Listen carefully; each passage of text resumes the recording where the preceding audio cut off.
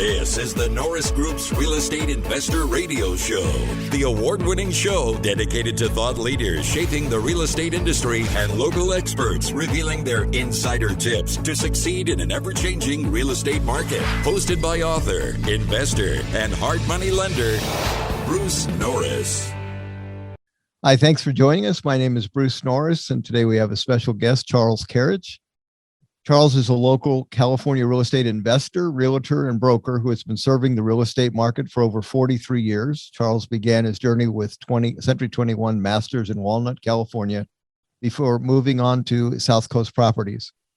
He was instrumental in building the South Hills Properties to one of the leading independent-owned non-franchise firms in Southern California.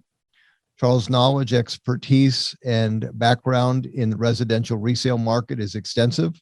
Long-standing working relationships with banks, financial institutions, along with a network of experienced real estate agents have made Charles and South Hill Properties a company that's well known for exemplary service. Charles serves or believes in giving back through volunteering and financially supporting local and international charities that include Habitat for Humanity, the Sheepfold, and Royal Family Kids, to name a few. Helping others in need are part of his company's heritage and a core pillar. So Charles, welcome back. Thank you, Bruce. Always good to see you.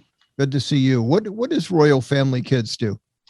So that is a camp for kids that are in foster care, and they do an annual summer camp every year and bring the kids and just really spoil them. These kids that have really been some of the harder pressed kids in our culture and without parents. And so they look forward to once a year going on the special camp retreat, and they just spoil the kids completely. And it kind of changes the trajectory of their lives. It's pretty amazing. They think about camp all year long. It's pretty cool. That is very cool. All righty. Well, I've got you've got a different perspective, I think, than most people, because you wear so many different hats, so you're an investor who's owned rental properties, but you also have been an REO agent. That's not a common combination. You also do listings for people, and you flip houses or buy at trustee sales and all of that. So you've got a wide spectrum of information coming at you. So that's one of the reasons definitely wanted to talk with you today, because from your perspective from so many sources. So I think the first category is you as a landlord. As you know, I'm in Florida now, and our rent increases have been rather astonishing. So I just wanted to touch bases with what was possible, or what you experienced in California. And as a matter of fact, was it even allowed to occur? Yes, well, good question. So we have been navigating through the rent control that was enacted about 2 years ago. So it does limit our rent increases to the CPI plus the 2.5, I believe, is the index. So currently we're able to raise rents just below the 10% threshold. But what I found is that rents have escalated a lot more than the 10% roughly. And with inflation, I know they're talking about that at 9 point something, but you and I know, Bruce, that that's not the right number. Gas has doubled. So many of our costs have doubled. The cost of a gallon of milk has doubled. That's 100%. So maybe, well, you would know better. But at 10%, we're not keeping up with inflation. If the properties become vacant, then we can bring it back up to market. But it's really hard when we have all these pressures on us. We went to go buy some lumber not too long ago, a couple months ago, and we ordered short. And this was not lumber, it's actually baseboard. Let me bring it back to what it actually was. And the price, we ordered a few sticks short. We had to order some more 16-foot length boards, and we ordered it about 2 weeks later, and it was over 20%. I said, what do you mean? Yeah, let me double check. And then it was over 20%, and that was in about a 2-week time period. Yeah, you can imagine trying to build a house and putting a lumber order in, thinking your price is going to be stable for whatever length of time. You're ordering windows 6-7 months in advance of needing them. That's right. That's right. But rents have remained strong. There's still a strong demand, and we're just having to be extra cautious and careful because it feels like we, as the landlords who are trying to provide a great service to people, are not protected legally, and with the laws protecting, really moving away from the property ownership to the people that are renting the property. So it's been difficult in that legal climate trying to operate. Absolutely. You see that improving or not?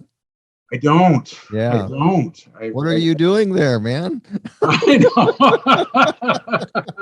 know. We did our first foray into Tennessee, Okay. about one property there. So Okay. it sure is nice to have things so simple and feel like you have your protections again. And Yeah, we're in that's Idaho a tiny bit too, but yeah, it's a shame what's happening here in our state. the other thing is that you have a broad ownership of areas, let's say, because Yes, of the trustee sale business, introduced you to deals not necessarily in your backyard, but you bought them and said, okay, that's great. And you kept a lot of them. So have you noticed, are there different rules for different locations? Like if you're in the city of LA, probably it would be more restrictive than 29 Palms. Do you still own the property in 29 Palms? I'm I afraid to do. ask. I do. Yeah, yes. And you're right. The city of LA, which fortunately we never did venture in because of all the different restrictions, and they had rent control before it was cast over the entire state. But it is very difficult there. I have some friends that own property in South Central LA, and it's so difficult for them to operate. Yeah. Well, it's just scary. Like you said, you feel like the occupant has more rights. Even if someone broke in and spent the night, they have more rights than you do for quite some time, it seems. That's right. It's very strange. I don't Yeah. understand, but it's very strange. Well, I'm glad you broke into another area. I'm being sincere about that. I really am. Um,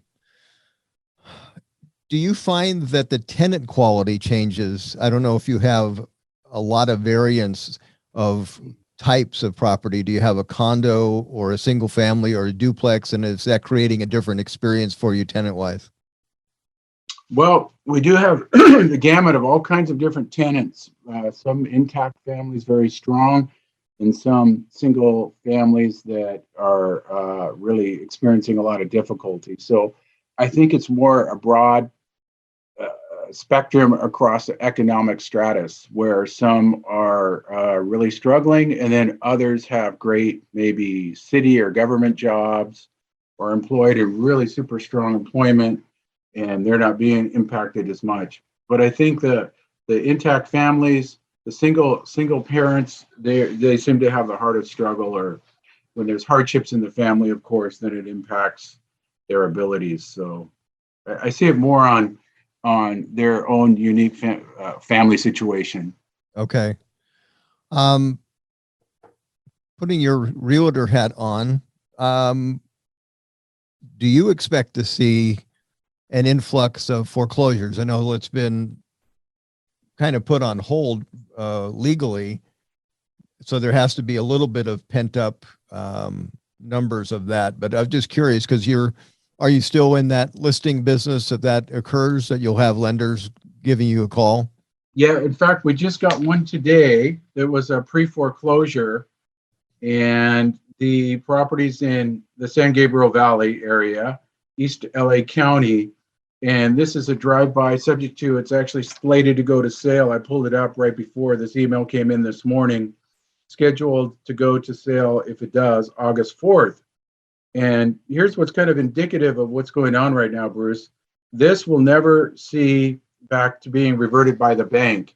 It would be picked up third party, even in our market that we're in now, only because the debt to value ratio that's owed on the property is so low. This property is worth probably easily, even in this market, about 600 or 650.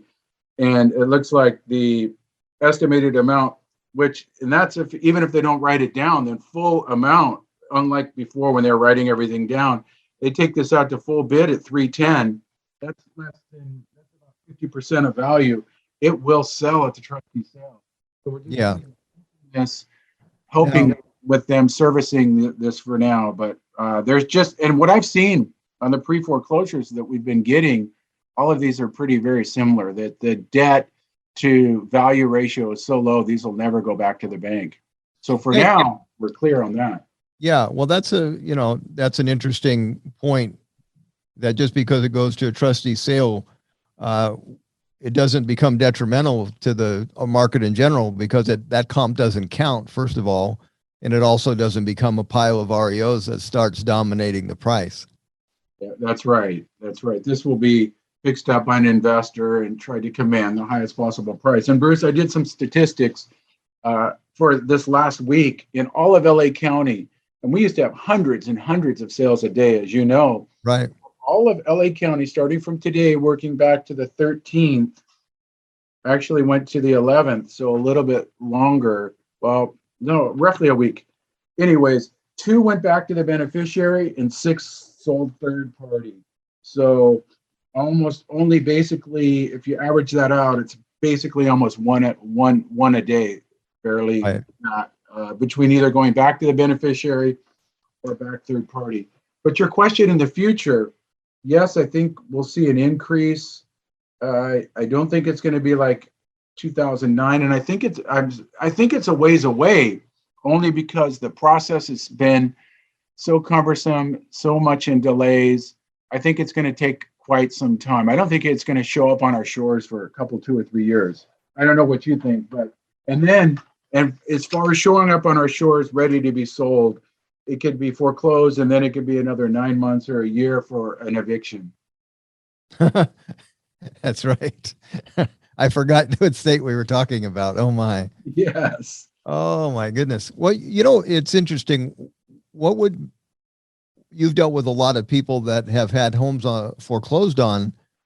If somebody has a 50% equity position in a market like this, not that this is a great market, but in their head, maybe they're not even familiar with any change. Why do you think that made it to trustee sale when they could have certainly done something else? That's always perplexed me, moving through all the years past, even when we've seen situations where there was a lot of equity and they did not do any remedy to try and save it, which was always strange to me. But what I found most of the time is a lot of dysfunction, either maybe in the family or maybe even in the system. Recently, we have one property that is a foreclosure from the bank, and the person was telling me, I tried to work with the bank, we had it all set, and then it all fell apart. And that particular person, I do believe they did have that going on. But I guess there's a lot more to the story than we hear. All stories sound good when you only hear one side. But maybe the bank side was tired of dealing. Maybe it was a 2-year time period that all of this was going down, and they finally just said enough. But what I found is a lot of dysfunction, maybe divorce or illness or alcohol or drugs. Not in all cases, but in a lot of the cases where they just kind of abandon all attempts to do anything, or sadly are in denial or in disbelief that it's really going to happen. Well, now we just talked about the numbers of trustee sales that are imminent, which is very few. What about NODs? I was just talking to my friend at the title company from Orange Coast Title a few days ago in preparation to talk with you. And he did say that he noticed that the NOD filings are up quite a bit. But that's hard to really grasp, right? Because if you're going from 0 to 50, that's exactly right. I mean, it's exactly right. Like what you'd said, you said those numbers, you'd get hundreds a day. And now if you're in the news media, you can say, oh my gosh, NODs are up 3,000%, which means they went from 3 to something, it just is meaningless. Right. Exactly. Okay. Short sales, how many people could be upside down after, the stuff we've experienced? Are there any short sales? It's funny. Looks like we're going to have to do one right now. It's very funny. We have a listing. Actually, we referred to it by the bank about 6 years ago, and if for whatever reason at that time, the seller decided not to sell it. They called recently, and with the debt on the property, I think the payoff was it close to 600. We had it listed at 639. It looks like we're going to have to do a short sale because this property, the value just isn't there with the condition and the location of it. So in fact, this week, I think we're going to have to engage the services of the bank, but that's extremely rare. When you go pull up an area before, you would see all those distressed sales. The only distressed sales now you may see are probate or trust sales where maybe the home has not been improved in decades and they're selling it, reflecting the condition of the property. But those are kind of the new normal of the sales where you'll see considered to be a distress. But the REO and short sale is almost nil. It's just not there. What's the attitude of the lender, and how is it different from, let's say, the 2007 or 8 lender mindset? Well, it seems like the limited amount that we've had, it seems like everybody's kind of in slow mode, that the attorneys that are processing the evictions and probably the foreclosure as well, that they're all really overly cautious about the entire process. And it's allowing this enormous amount of time to continue to go on. I don't know if some of that was engineered in a appreciating market times your friend and a depreciating market times your enemy. Right. I don't know if they were thinking the longer we wait, the more the asset increases. I'm not quite sure. I have a feeling it's more with policy, more with double checking, double crossing the T's and double dotting the I's to make sure everything's in compliance, because I think there's an enormous pressure for compliance. Yeah, because you could so easily get involved in some legal process that could take a long time. That's right. Yeah. Are you working with buyers? Well, so we've always focused, being in the real estate, the length of time I am, I very early on learned if you're going to have any lasting time in real estate, that you must work with sellers, that if you don't control the inventory, it's very difficult. So in the past, though, we have at times do work with buyers, and previously, not lately, but say 6 months or a year ago, it was very difficult where some of our buyers just fatigued off, where we couldn't get their offers accepted. Yeah, you get exhausted. Yes, over and over and over. And if they were a conventional buyer, they get knocked off by cash. Right. One family, it was very difficult. They needed a place, a young family, and we offered strong offers, and they just kept getting knocked out. I think they're still renting. What percentage of, let's say, of the offers were cash? If you had multiple offers, take us, back 6-9 months ago, something came on the market. Was it predominantly a cash buyer offer, or was most of the offers financed? Most were cash. I would say 75 or 80% of the offers were cash. Wow. And then 50% seemed like the old 10% or 20% down payment. So you either had cash or a huge down payment. If you had to go 20%, you felt like your down payment, you felt like you were really reaching down. Okay. Interesting. So you're really dealing with sellers, which makes sense. Has their attitude changed yet about what they own, or did they still think it's off to the races and we can get whatever we want?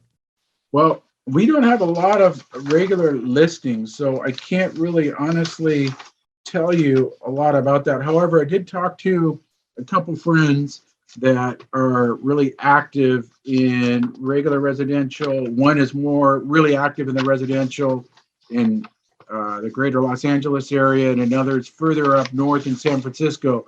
I call my friend up there Uncle Ray, the canary in the coal mine. Because what happens up north seems to happen before it happens here. Okay. So I talked to both of them, and one of my friends, him, Larry Harmon, great guy. Yeah. He said that basically it's much harder to sell the properties. He's very involved in listing traditional sellers. And he said that it's really much harder. There's a lot less offers on the property. 4 or 5 months ago, he was getting 6 or 7 offers. Now he's lucky to get 1 offer. And I can conclude the same thing as well. where we would get 8 or 9 or 10 offers. And now we do have one listing. It just drug. We had one offer. It fell out of escrow, and now we're having to resell it. And so he said it's becoming much more difficult. Inventory's doubled in the last 3 or 4 months.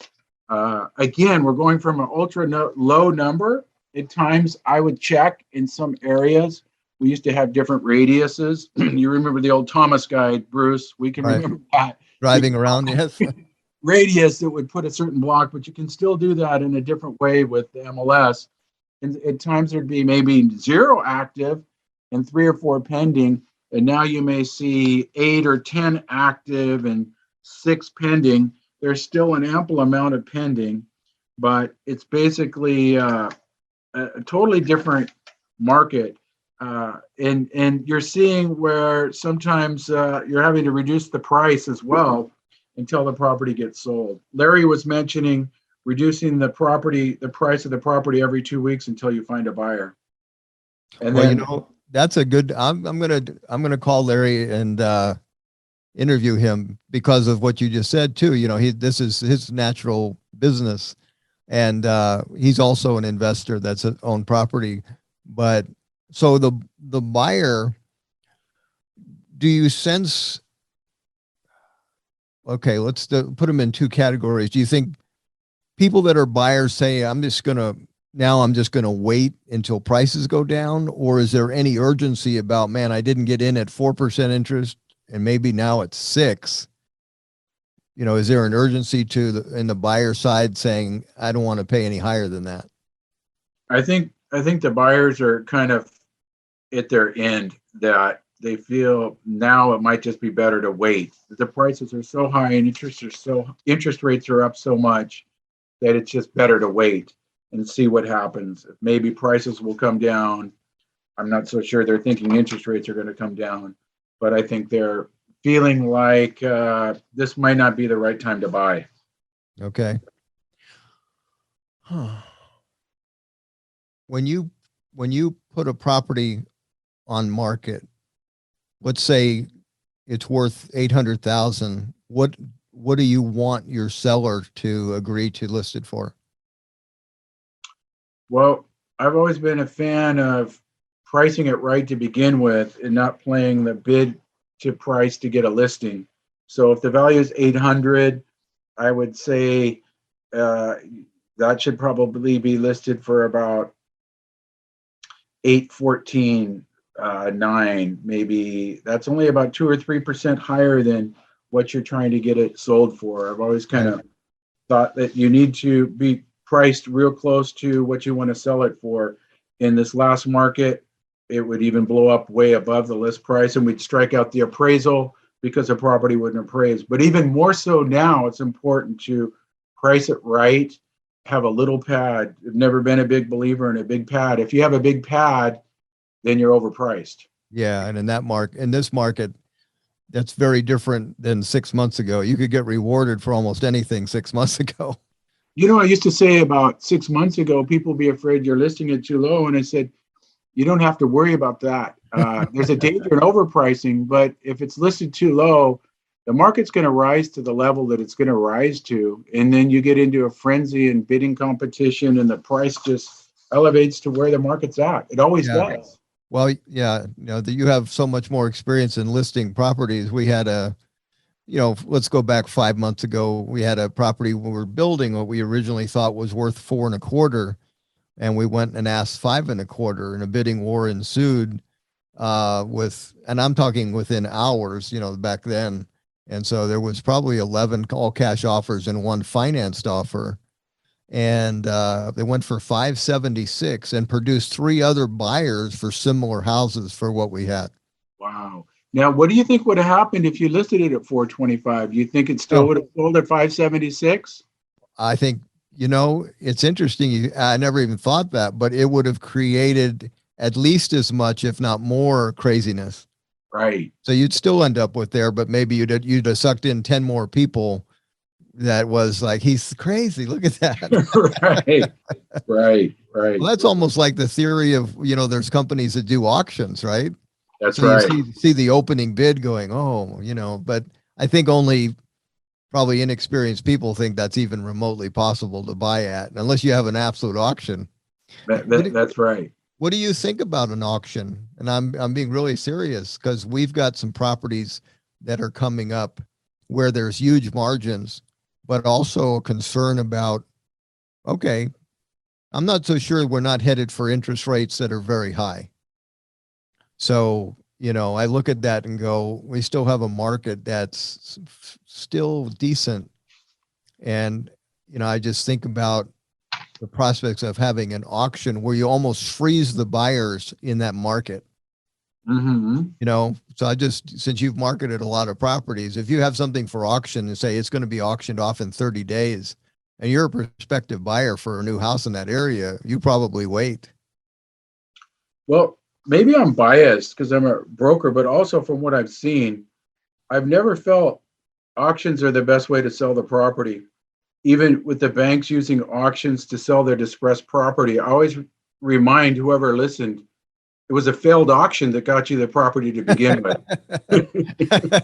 That's absolutely right. So, and I've seen so much dysfunction with the auctions. Oh yeah. Well, I've taken advantage of some of it. It's yes, like, yes. I'm glad you're so bad at what you do. So I always believe in using a broker that is strong on the ground with an excellent track record, with a great reputation, that's been in the industry for a long time, that knows the market in and out, and listing it at the right price, offering the right commission and structure for whatever the market is, and going with their advice and doing it. Yeah. And, Now, what you just mentioned, we haven't had to think like that. Okay. So, bonusing commissions, does that entice your property to more people? It certainly did in last market for sure. I mean, when we were struggling at times to sell properties during the height of our worst market in 2000 period of time, 2010 and 11 and 12, absolutely. Or even before that, in my 34 years in real estate, there's been times when we've offered, and all these young people in the industry that have been here only in a decade will be shocked when I say we've offered 5% commission to the selling agent when they're seeing maybe 1.5% or 2% right now to the selling agent. But there's been times when we'd have to offer 4 or 5% commission to the selling office just to try and get them to go look at the property. When there's, say, 30 homes for sale, all things being equal, you entice the buyer's agent by doing that. So absolutely, I'm a firm believer in that. Okay. What about buying down interest rates? So let's say you had a listing and say, okay, instead of reducing the price 40 grand, let's say we'll buy the interest rate down to 4 fixed. I think that's great. But Bruce, maybe interest rate isn't as big of a thing as you think right now. I think, aren't we switching to an adjustable market? I think most of the buyers out there right now are going on a 7 or 10 year, and they're getting back to what we had the 30-year fixed at about 3%, and they're not worrying about it right now. They're just thinking, I'll get out of this later and fix it. That's what I think they're thinking right now. But I still think, though, that could be a good strategy with the new home. I think new home buyers maybe are thinking more long-term than a resale buyer. Maybe the new home builder is thinking, I'm going to be in this home a long, long time. So I would like my financing to be more secure, where a resale may be more of a stepping stone, and they may not be looking at it as long-term as a new build. So for you as a new build, I think buying down the interest rate would be a really good idea. You know what? There's another, I remember this all the way back in 1980. There was, peak price in the market came in 80, 81. And you know what who the dominant buyer was? A VA buyer. Oh, So can you imagine being a VA buyer in the last 3 years trying to get an offer accepted on a 0 down loan?